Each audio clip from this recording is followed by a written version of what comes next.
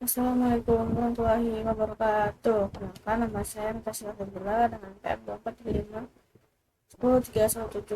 Tujuan dibuat tugas video ini adalah untuk mempunyai tugas memprogram web, yaitu membaca, terima.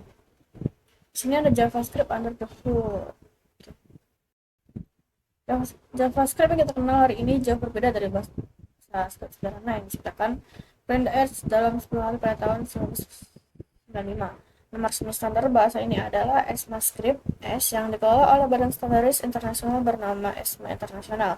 Khususnya Komite Teknis DC39 adalah sekelompok insinyur dari perusahaan raksasa seperti Google, Apple, Microsoft, dan Mozilla yang bertemu secara rutin untuk mendapatkan fitur baru apa yang layak masuk ke dalam bahasa ini. Proses penambahan fitur ini sangat ketat dan melalui tahapan. Untuk memastikan bahwa setiap perubahan tidak akan merusak web yang sudah ada, sebagai developer memahami proses ini penting agar kita tahu fitur mana yang sudah stabil dan mana yang masih eksperimental. Tahu nggak, sejarah terbesar dalam evolusi JavaScript modern adalah rilisnya IS6 ECMAScript 2015. Sebelum IS6, JavaScript terasa kikuk dan penuh jebakan seperti masalah scooping variabel dan ketiadaan dalam modul bawaan. IS6 membawa revolusi sintaksis besar-besaran dengan memperkenalkan let dan was untuk deklarasi variabel yang lebih aman, arrow function untuk penulisan fungsi lebih ringkas, dan classes untuk pemrograman berorientasi objek yang lebih familiar. Perubahan ini begitu fundamental sehingga membagi era JavaScript menjadi pre-S6 dan modern JS. Hampir semua tutorial atau dokumentasi yang ditulis sebelum 2015 kini dianggap usang dan tidak disarankan untuk dipelajari oleh pemula. Sejak ES6 rilis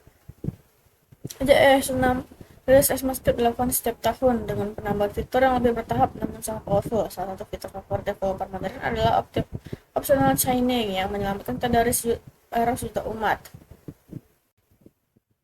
Fitur lain yang sangat membantu adalah nulis crossling operator yang merupakan versi lebih cerdas dari operator logika. Operator OR lama memiliki kelemahan fatal. Ia menganggap angka 0 atau string kosong sebagai nilai salah, sehingga seringkali menimpa data valid dengan nilai default. Misalnya let score sama dengan 10. Pada garis 2, 10 akan memasukkan 10. Pada skor 0 adalah nilai yang sah dalam game. Dengan tanda tanya, operator hanya akan mengambil nilai sebelah kanan jika nilai sebelah kirinya benar-benar 0 atau undefined.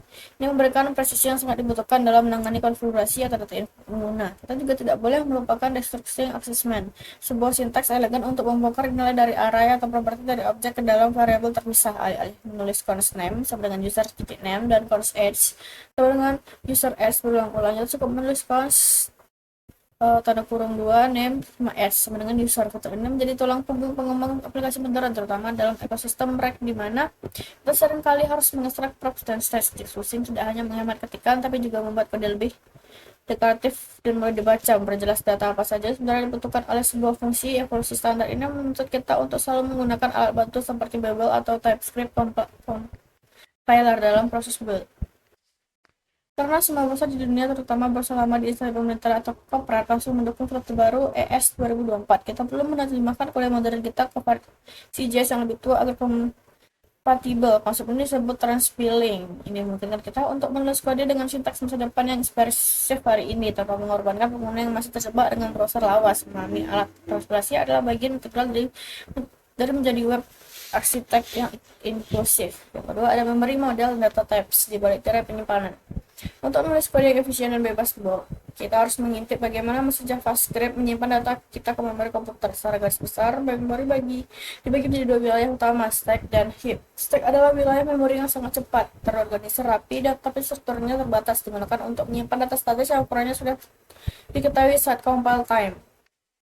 Disinilah tipe data primitif tinggal.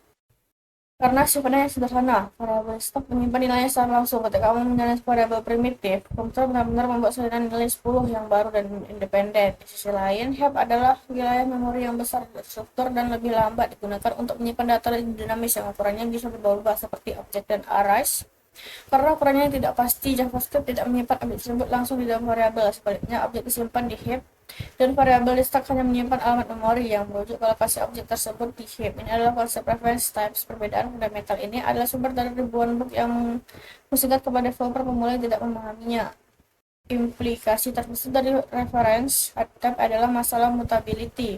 Ketika kamu memilih sebuah objek, kamu tidak menyalin objeknya, melainkan hanya menyalin alamatnya. Akibatnya, obj1 dan obj2 menunjukkan ke rumah yang sama. Jika kamu mengubah isi obj2, maka obj1 X juga akan ikut berubah menjadi 99. Fenomena ini disebut shared mutable state. Dan ini adalah musuh utama dalam arsitektur aplikasi skala besar karena perubahan satu tempat bisa menyebabkan efek samping tak terduga di tempat lain. Inilah mengapa konsep immutability sangat dipuja di dunia modern. Untuk menghindari masalah referensi ini, kita seringkali perlu melakukan deep copy atau shallow copy. Shallow copy hanya menyalahin properti level pertama, tapi jika ada objek besar di dalamnya, referensi tetap ikut. Untuk benar-benar misalkan dua objek yang kompleks, kita butuh deep copy yang dulunya rumit dan butuh library standar, tetapi kini sudah didukung secara natif oleh browser modern melalui fungsi struktur clone. Memahami kapan harus menyalin referensi dan kapan harus menyalin nilai adalah skill krusial untuk manajemen data yang benar. Lalu bagaimana dengan sampah memori? Java memiliki mekanisme otomatis bernama garbage collection, maksudnya secara berkala memindai memori heap dan mencari objek-objek yang yatim piatu, objek yang tidak lagi memiliki referensi variabel yang menunjuk kepadanya. Jika ditemukan glitch, akan menghapus objek tersebut dan membebaskan memori untuk dipakai kembali. Meskipun otomatis bukan berarti kita bebas sembarangan. Memori leaks masih bisa terjadi jika kita tidak sengaja membiarkan referensi tertinggal, misalnya lupa menghapus unit benar pada elemen yang sudah dihapus dari DOM atau menyimpan yang terpisah di variabel global yang tidak pernah dibersihkan. Pemahaman tentang memori ini juga menjelaskan mengapa kita menggunakan cors untuk area atau objek masih bisa mengubah isinya. Cons hanya menjaga agar variabel tidak bisa diisi ulang dengan alamat baru, akan tetapi ia tidak memproteksi isi rumah di alamat tersebut. Untuk benar-benar memberikan objek agar tidak bisa dieditasinya, kita harus menggunakan metode objek list membedakan antara variabel dan prioritasnya adalah apa untuk menuju kedewasaan pemrograman. Jadi execution konteks dan scope aturan dan variabel. Setiap kali kode JavaScript dijalankan, ini tidak boleh dilakukan melainkan dalam sebuah execution konteks. Konteks lokal adalah global execution konteks yang dibuat saat browser pertama kali membuat script mode. Di dalamnya terdapat objek global dan variabel. Setiap kali sebuah fungsi dipanggil, mesin JS menciptakan function execution konteks baru khusus untuk fungsi tersebut. Konteks ini berisi variabel lokal, fungsi dan referensi konteks luarnya. Bukan konteks yang sedang aktif ini membentuk file stub struktur data level yang melacak posisi eksekusi program saat ini. Proses yang tak kalah pentingnya adalah scope yang menentukan di mana sebuah variabel bisa diakses atau dilihat. Ada tiga jenis scope utama, global scope, function scope, dan yang terbaru di ES9 block scope. Variabel yang dengan var menganut fungsi scope, sedangkan let and close menganut block scope. Perbedaan ini krusial. Variabel var yang dibuat di dalam block if atau for boxer keluar belum bisa diakses dari luar box seringkali menyimpan berlogika. Ini alasan utama mengapa menggunakan var ini dilarang keras di standar industri modern.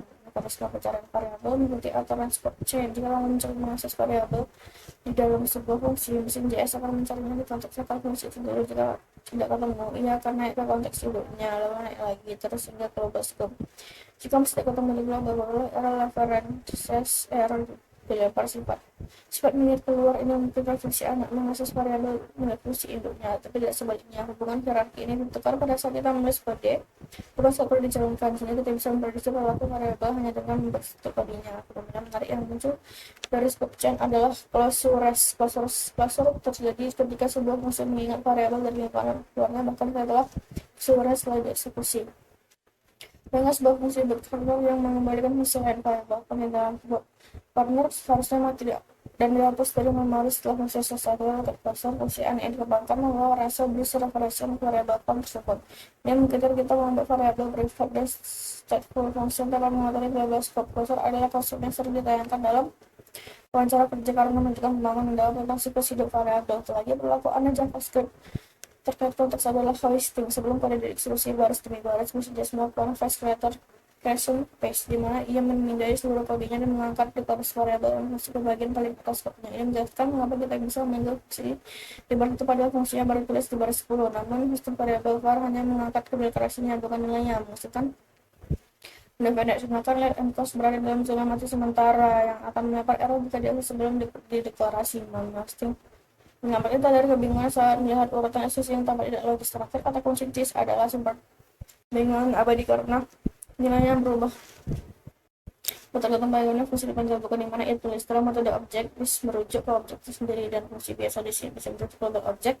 Para fungsi yang disebut pendapat karena itu tidak memiliki konteks di sendiri yang pinjam dari keluarnya. Pelaku arah fungsi yang berisi ini membuatnya menjadi pilihan utama untuk callback dari dalam kelas komponen modern. Yang ada event loop atau asis Kronos melakukan banyak hal sekaligus. Yang besar adalah bahasa single thread, yang artinya ia hanya punya satu tangan dan hanya bisa melakukan satu hal pada satu waktu di satu call stack. Jika kamu menjalankan kode yang berat seperti proses gambar atau jutaan kali, browser akan macet total dan tidak bisa merespon klik atau setelah penugasan petugas selesai, seperti disebut blocking. Namun dalam praktiknya kita bisa melakukan tugas besar menunggu time benar dan mendengarkan event klik besar bersamaan tanpa membuat browser macet. Siar apa yang membuat hal ini? Jawabannya adalah event loop. Mesin JavaScript sebenarnya tidak begitu sederhana dibantu oleh web browser disediakan oleh browser. Web API ini akan sebenarnya ditangani terus. Nah, sebenarnya tangani yang menangani tugas-tugas seperti latar belakang menggunakan thread tambahan di file browser di luar thread utama JavaScript. Ketika kita memanggil set time out, kita sebenarnya sedang menegasikan tugas menghitung untuk browser JavaScript, kemudian lanjut menghadirkan baris kode berikutnya tanpa menunggu. Setelah itu browser akan melempar fungsi callback kita ke dalam sebuah antrean yang disebut callback queue.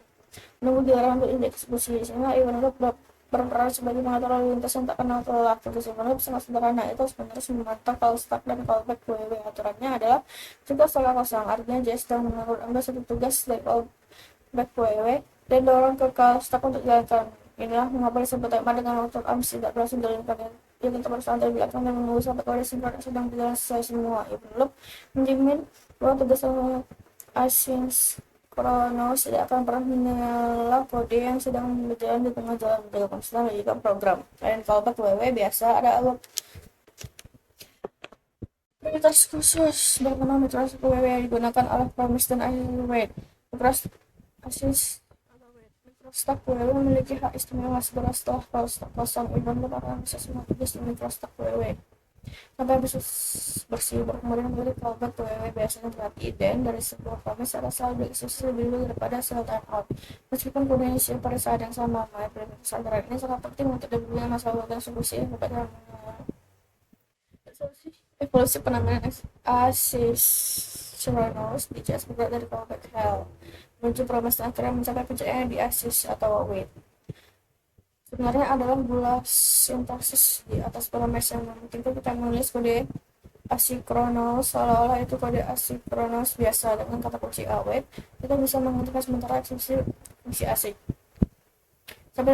sampai data dari server datang. Ini membuat algoritma menjadi linear, mudah baca dan mudah ditangani. Errornya menggunakan block try or catch standar. Namun kekuatan asinkronos ini datang dengan tanggung jawab. Kita harus hati-hati agar tidak membuat file tidak perlu, di mana request B menunggu request A selesai padahal keduanya tidak saling berhubungan. Dalam proses seperti itu kita harus menggunakan promise all untuk menjalankan kedua request secara paralel maksimal efisiensi waktu. Pengalaman mendalam tentang event loop mengajarkan kita bahwa performa JavaScript dapat cepat proses menghitung, melihat seberapa pintar kita mengatur antrean tugas agar thread utama tidak pernah tersumbat. Yang kelima ada DOM manifest sebatas interaktivitas. Dokumen DOM adalah termuka yang menghubungkan JavaScript dengan halaman HTML. Namun operasi DOM adalah salah satu operasi paling mahal alias lambat dalam ekosistem browser. Setiap kali kita menyentuh DOM, browser harus melakukan perhitungan ulang layout dan pengecatan ulang layar. Oleh karena itu, prinsip utama manipulasi DOM yang efisien adalah minimumkan sentuhan. Jangan mengubah teks sebuah elemen di dalam loop sekali. Sebaliknya, seperti perubahan di variabel JS, lalu update elemen DOM-nya satu kali saja di tag akhir. Dan seperti dokumen fragment juga bisa digunakan untuk menyusun kelompok elemen di memori sebelum ditambahkan sekaligus ke dalam halaman asli. Salah satu fitur paling powerful dalam sistem event DOM adalah event propagation yang terdiri dari dua phase capturing dan bubbling. Secara default, event listener bekerja pada phase bubbling. Artinya jika kamu mengklik sebuah tombol di dalam div, event klik tersebut akan memicu listener di tombol dulu, lalu menggelembungnya memicu listener di div, lalu di body, dan lain sebagainya. Mekanisme ini sering menggunakan formula yang mendapat satu klik memicu banyak fungsi sekaligus. Kita bisa menghentikan program ini menggunakan metode stop propagation, meskipun harus digunakan dengan bijak agar tidak memutus logika aplikasi pihak ketiga. Merupakan bubbling, kita bisa menerapkan pola arsitektur event declaration. Bayangkan kamu punya tabel dengan 100 baris, dari setiap baris tertentu berhapus. Sarana F adalah masalah 100.000 event Listener, kebesaran tombol yang akan memakan memori besar dalam mode instalasi tak lambat. Cara seterusnya adalah satu event listener saja pada elemen induk tabel. Karena event tombol akan bubble up ke tabel, kita bisa menangkap. Jadi saya mengecek event terakhir untuk mengetahui tombol mana yang diklik. Teknik ini tidak hanya menghemat memori, tapi juga otomatis menangani elemen baru yang ditambahkan secara dinamis di masa depan tanpa perlu pasang listener ulang. Aspek penting lain dari minimalisasi adalah keamanan, khususnya pencegahan serangan XSS. Selain event klik dan ketik, ada jenis event yang bisa dibanjiri browser kita jika tidak dikendalikan seperti event scroll, reside, atau move yang bisa mencorot kali pretik. Untuk menangani ini, kita wajib menggunakan teknik debugging atau throttling. Debugging memastikan fungsi hanya jalan setelah pengguna berhenti melakukan akses selama 9 detik. Membatasi fungsi agar hanya tidak maksimal 1 kali setiap sekian detik. Menerapkan teknik ini adalah tanda kedewasaan developer yang peduli pada performa dan baterai perangkat pengguna.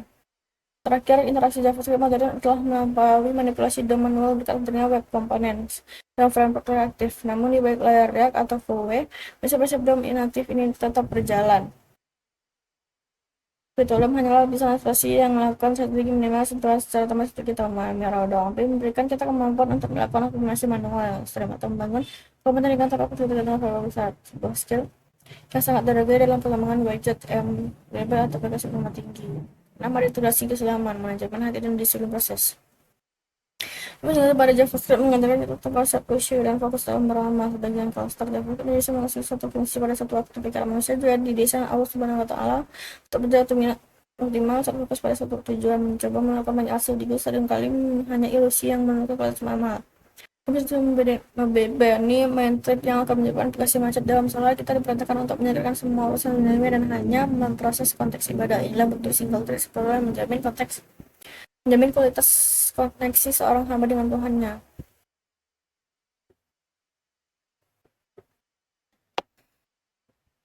Konsep Anisonos dan Ivan Locke mengajarkan kita tentang hakikat kesabaran dan tawakul dalam mencapai sebuah promes melalui nilai yang belum tersedia sekarang, tapi akan tersedia di masa depan. Seorang mukmin hidup dengan promes dari Allah Subhanahu wa Ta'ala bahwa setiap usaha akan ada bahasa nyamuk, dia tidak boleh berkehidupan hanya untuk menunggu hasil tersebut. Itu mereka tugas lain di Caltech sembari memberikan Allah proses usahanya di latar belakang, yakin bahwa ketika waktu yang tepat itu akan masuk ke callback yang kita terima dengan ridho. Perbedaan antara type primitif dan type referensi meningkatkan kita pada tawasbib dan mutaghirat dalam Islam. Beraspek agama yang tidak boleh berubah seperti akidah dan rukun Islam yang harus kita pegang teguh apa adanya. Namun ada aspek muamalah dan strategi duniawi yang fleksibel dan bisa dimutasi dengan keturunan zaman dan masyarakat. Memahami mana yang boleh berubah dan mana yang harus tetap adalah kunci kebijakan. Keliruan dalam hal ini menyebabkan imbah atau memunculkan konsep eksklusi konteks dan skop, mengatakan tentang adab dan batasan dan musuh variabel dalam fungsi tidak bisa dilihat dari keluar, menjaga privasi dan integrasi data tersebut ini sejalan dengan perintah menutup aib dan menjaga rahasia saudara. Tidak semua profesor global dan bisa dilihat semua orang. Ada hal-hal khusus untuk event tertentu. Selain itu, hosting di mana Deklarasi diangkat ke atas menekankan berita bahwa niat harus selalu mendalili amal sebagai hadis inamal a'madu biniyat. Terakhir, dari standar dari ES5 ke ES16 menggunakan semangat islah dan tajdid. Bahasa penawaman yang tidak berkembang akan mati dan ditinggalkan. Begitu pula umat yang tidak mampu memperbaiki diri dan beratap isi dengan kemajuan dan pengetahuan. Filter baru seperti optional chaining yang mencegah saat data kosong mengajarkan kita untuk selalu berprasangka baik dan bersiap menghadapi ketidakpastian tanpa harus merusak seluruh tantangan hubungan. Seorang pembelajar tidak terhadap hal tersebut, tetapi mengadopsinya untuk meningkatkan efisiensi dan kemaslahatan dalam berkarya. Yang kedua, kesimpulan membedah mesin di balik layar. Yang pertama, standar adalah kunci evolusi. Yang kedua, memori bukan kata aja. Dan ketiga, konteks menentukan realitas. Yang keempat, ilusi multitasking. Develop. Yang kelima adalah DOM adalah operasi mahal. Dengan pengalaman mendalam tentang mesin JavaScript ini, kita menghadapi satu masalah besar. JavaScript terlalu bebas dan mudah error. Di bab 6, kita akan mengenalkan baju besi pelindung bernama TypeScript untuk menyediakan kebuasan JavaScript. Sekian dari saya. Bila kurang, saya mohon maaf. Saya ucapkan wabillahi taufiq wal hidayah. Wassalamualaikum warahmatullahi wabarakatuh.